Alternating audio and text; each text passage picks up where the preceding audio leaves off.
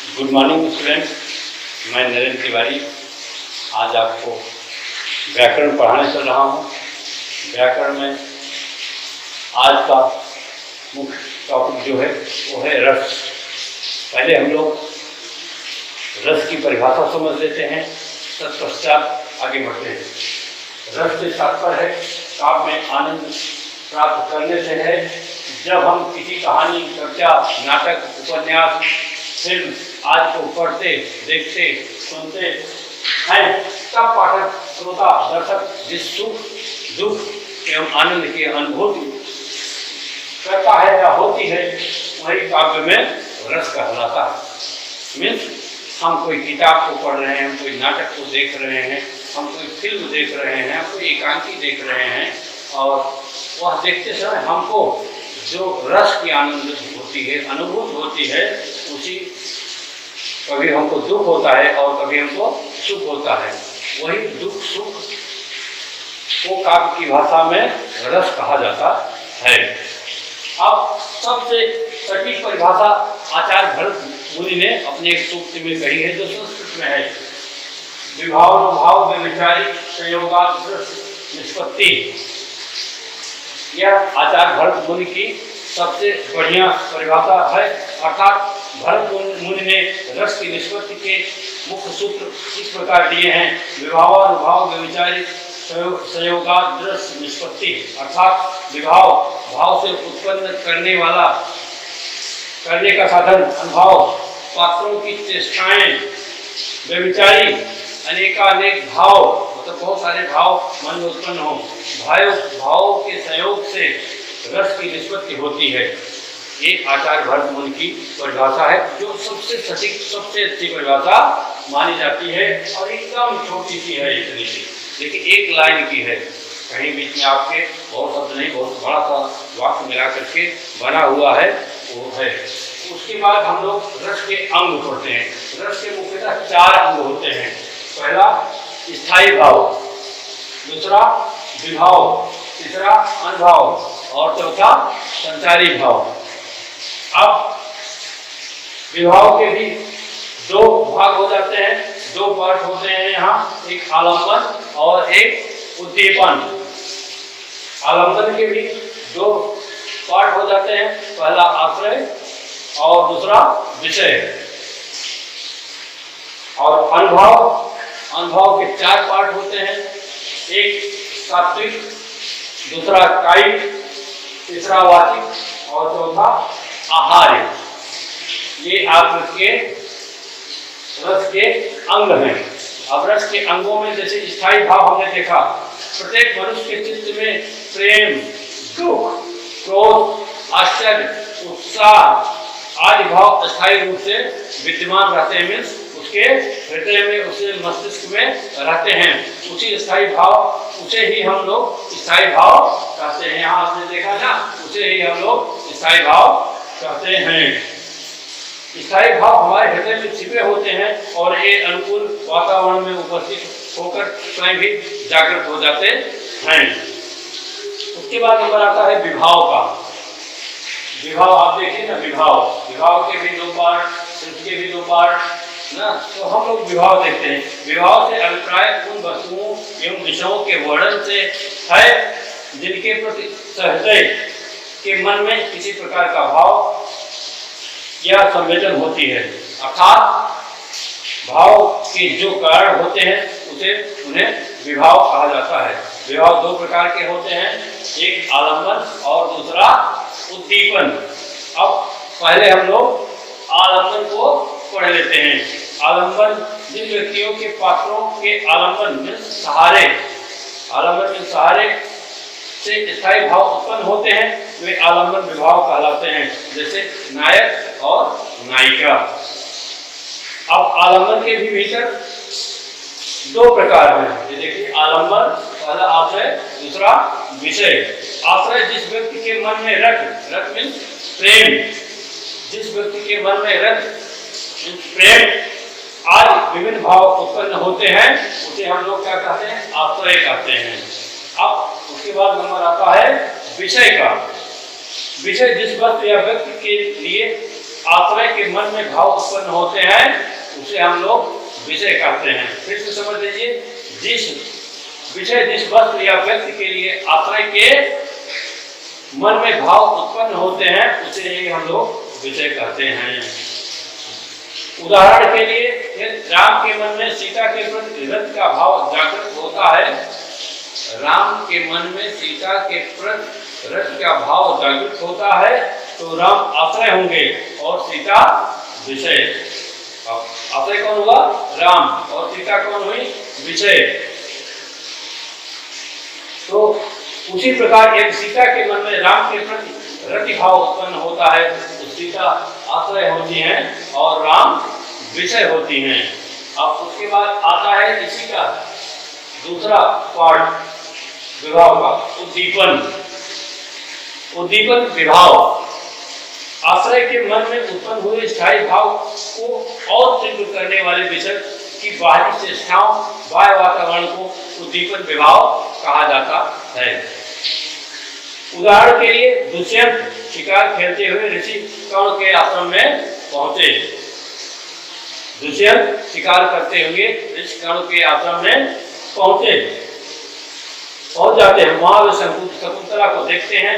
शकुंतला को देखकर दुष्यंत के मन में आकर्षण का रति भाव उत्पन्न होता है। वह शकुंतला को देखते हैं, उन्हें देखने के बाद आकर्षण होता है और रति भाव उत्पन्न होता है।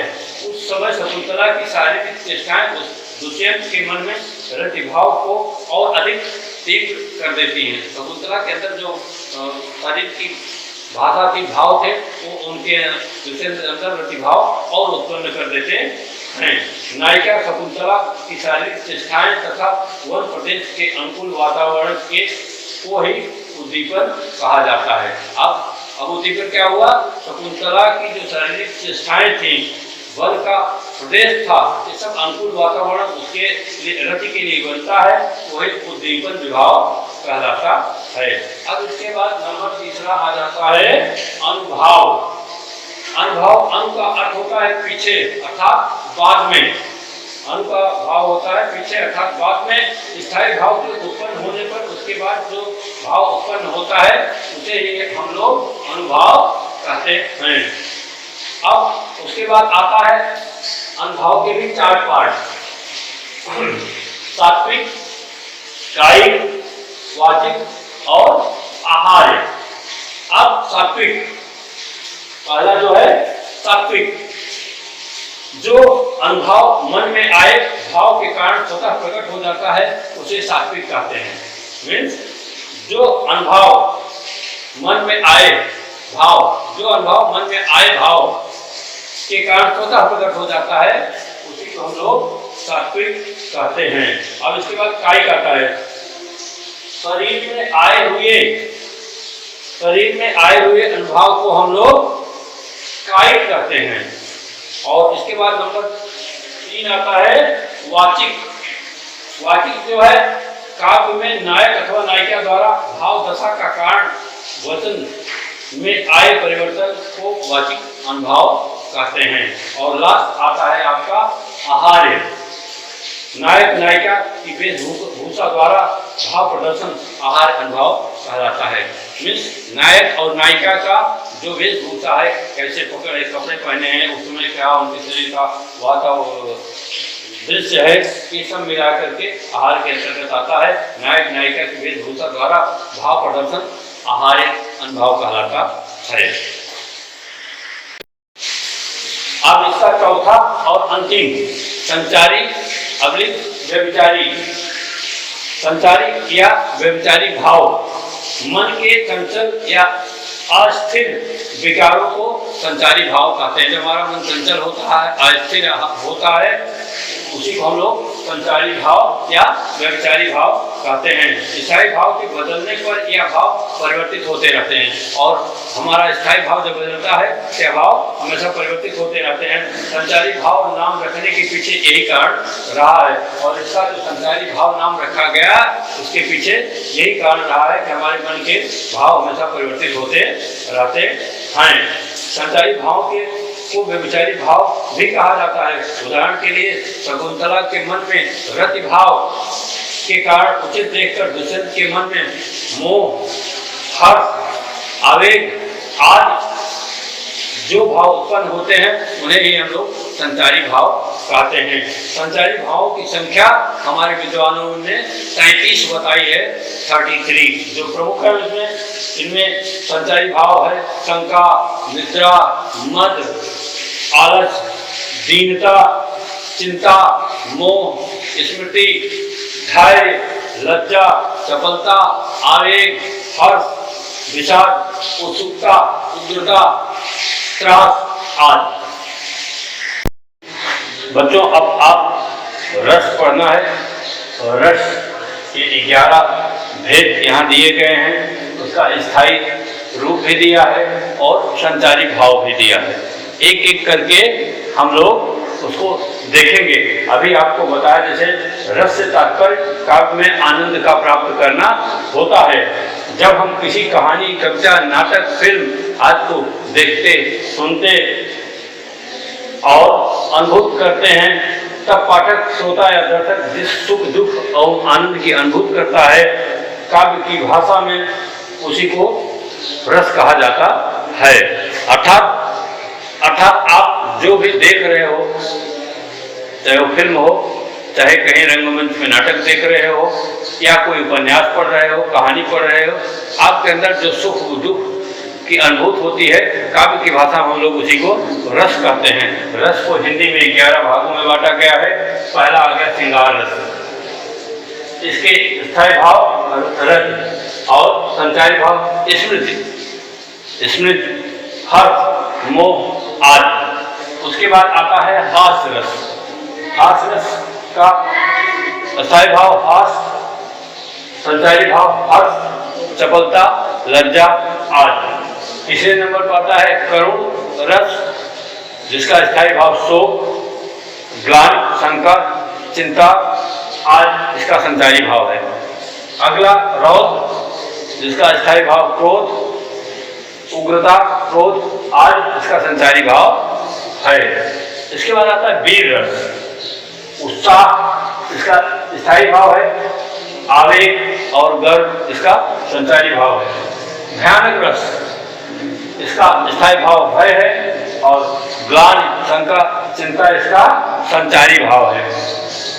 बीभत्स रस, जुगुप्सा, घृणा उसका स्थायी भाव है और संचारी भाव दीनता, निर्वेद आदि। उसके बाद आता है अद्भुत रस, विस्मय इसका स्थायी भाव है और संचारी भाव हर्ष, स्मृति आदि।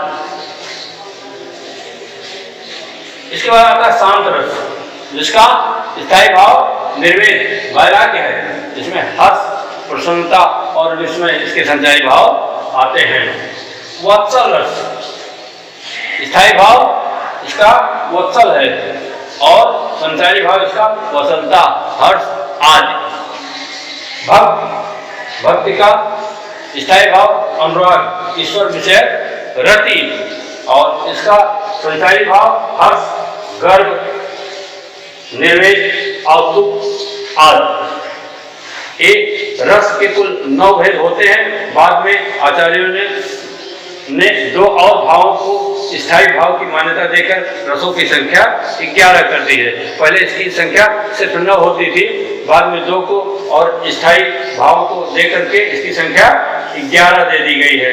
और अगर इसके पार्ट को देखते हैं ना, पहले हम लोग श्रृंगार रस देखे ना, श्रृंगार रस के भी 2 पार्ट होते हैं, एक संयोग श्रृंगार और दूसरा वियोग श्रृंगार।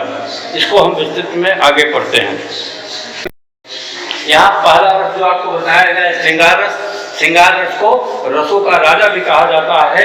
जब नायक नायिका के मन में एक दूसरे के प्रति प्रेम, लगाव उत्पन्न होता है, उत्पन्न होकर विभाव, अनुभाव और संचारी भाव के योग से स्थायी भाव रति जागृत हो तो श्रृंगार रस कहलाता है। इसे रसराज भी कहा जाता है, मीन्स रसों का राजा भी कहा जाता है। इसका स्थायी भाव आपको पहले ही बताया रति है और इसके 2 भेद होते हैं, एक संयोग श्रृंगार और एक वियोग श्रृंगार। पहले हम लोग संयोग श्रृंगार पढ़ते हैं। नायक और नायिका ना, आप पिक्चर में देखते हो हीरो हीरोइन, हिंदी की भाषा में उसे हम लोग नायक और नायिका कहेंगे। नायक और नायिका के मिलन को संयोग श्रृंगार कहा गया है। तन संकोच मन परम उछाहूं, गूढ़ प्रेम लख परह न काहूं। जाय समीप राम छब देखी, रहे जन कुंवर चित्र अनुरूखी। गोस्वामी तुलसीदास ने संयोग श्रृंगार का बड़ा ही अच्छा चित्रण यहाँ पर किया है। इसमें आलम्बन कौन है?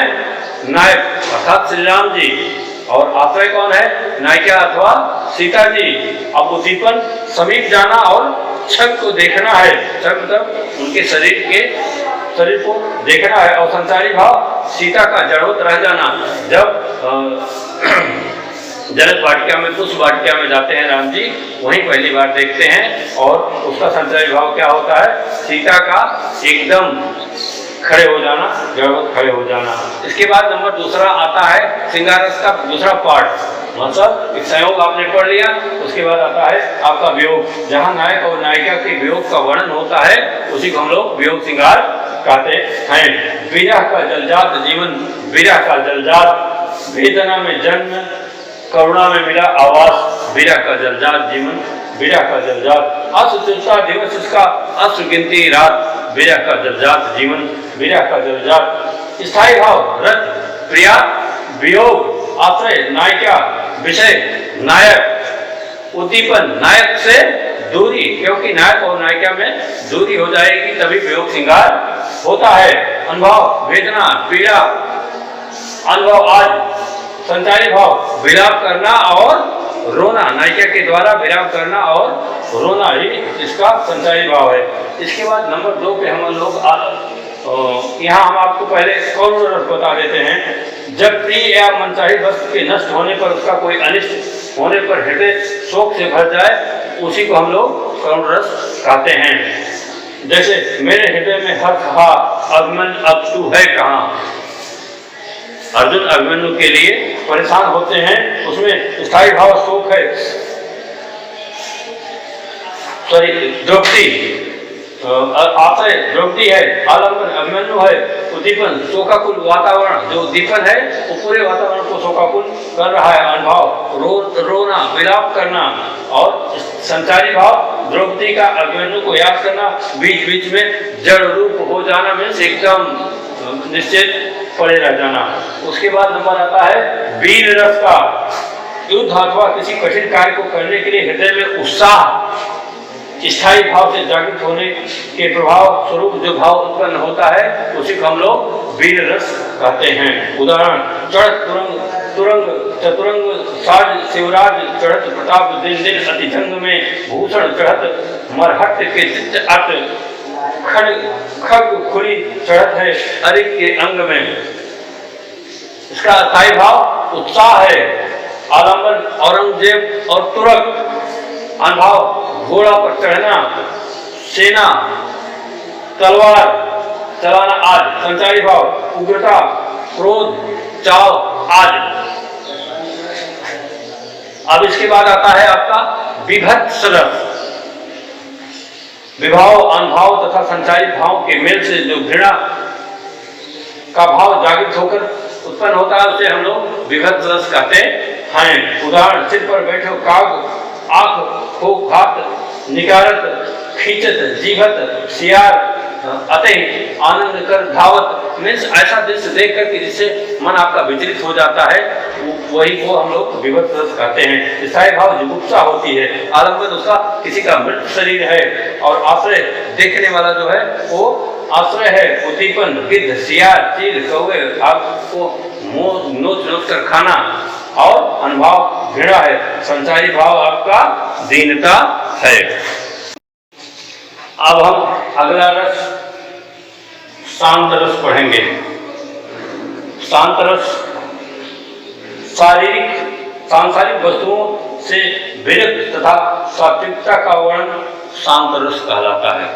मीन्स आप सांसारिक वस्तुओं से विरक्त हो जाइए और सात्विकता का वर्णन ही आपका शांत रस हो जाएगा। मन मस्त हुआ फिर क्यों डोले, मन मस्त हुआ फिर क्यों डोले, हीरा पायो गाठ गठियायो, बार बार बाकों क्यों खोले हो, मन मस्त हुआ फिर क्यों डोले। इसमें स्थायी भाव वैराग्य है, आपका आलम्बन ईश्वर है, आश्रय कवि है, उद्दीपन ईश्वर भक्त सुलभ वातावरण है, और अनुभव ईश्वर की भक्ति में लीन होकर धन्यवाद करना, गाना, और इसका संचारी भाव जो आपका आता है प्रसन्नता, विस्मय आदि। इसके बाद आपका आता है हास्य रस। किसी पदार्थ या व्यक्ति का असाधारण आकृति, वेशभूषा, अनोखी बातें, चेष्टाएं आज से हृदय में विनोद या हास्य का अनुभव होता है, उसे हम लोग हास्यरस कहते हैं। जैसे एक छोटा सा उदाहरण देखिए, गोपियां कृष्ण को बाला बना वृषभान के भवन चली मुस्काती, वहां उसको निज सजनी बता रही, उसके गुणों को बतलाती, स्वागत में उठ राधा ने जो निष्कंठ लगाया तो वे थी छठाती, होली है कहके तभी सब भेद बताकर खूब हंसाती।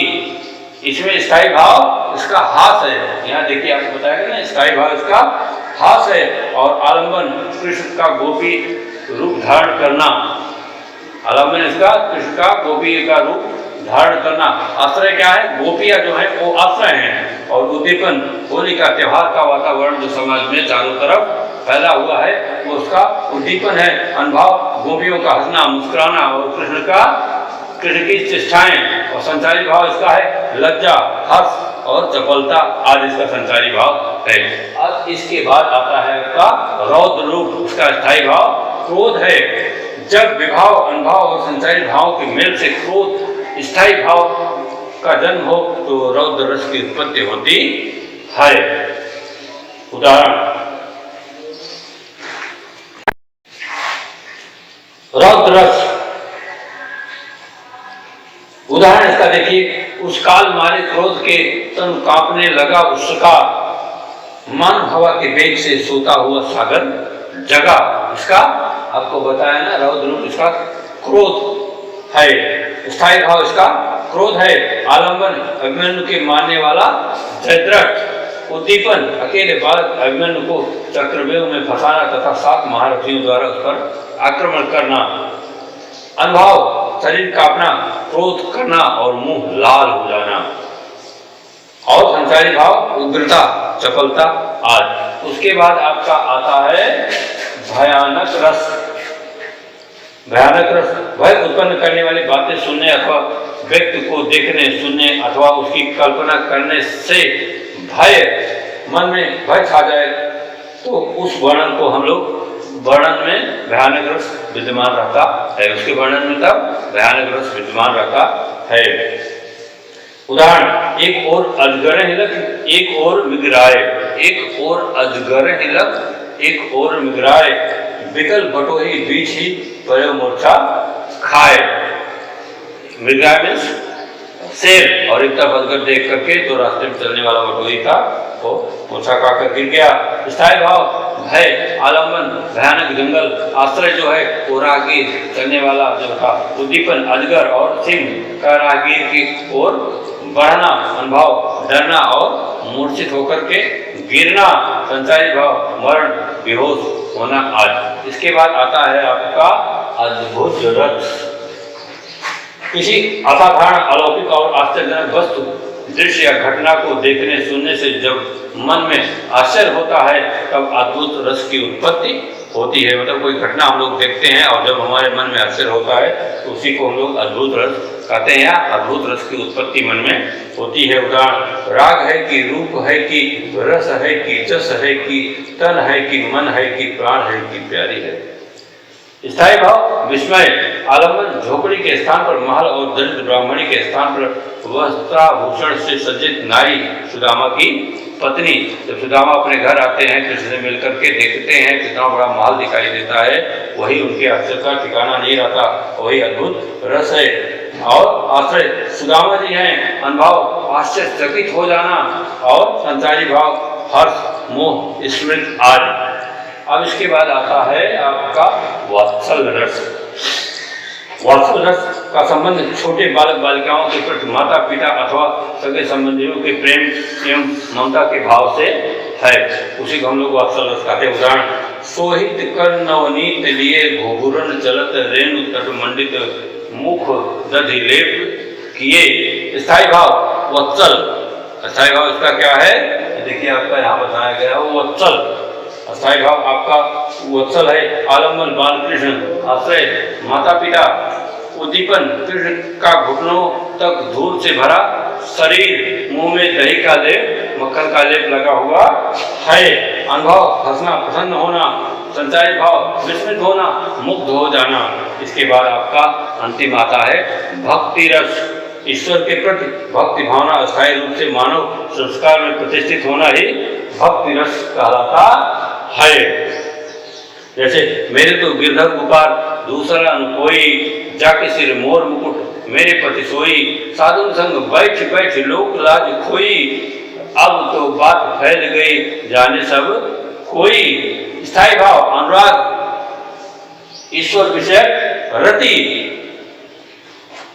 आलम्बन श्री कृष्ण, उद्दीपन कृष्ण लीलाएं और सत्संग। अनुभव रोमांच, आंसू और प्रलय। संचारी भाव हर्ष, गर्व, निर्देश और सुख आदि। अब आपका रस जो आपके तंत्र में आना है वो समाप्त हो चुका है। इसको आप वीडियो जब पूरी तरह देखेंगे और ध्यान लगाकर सुनिएगा तो आपको इस रस संबंधित सारी चेष्टाएं समाप्त हो जाएंगी। धन्यवाद।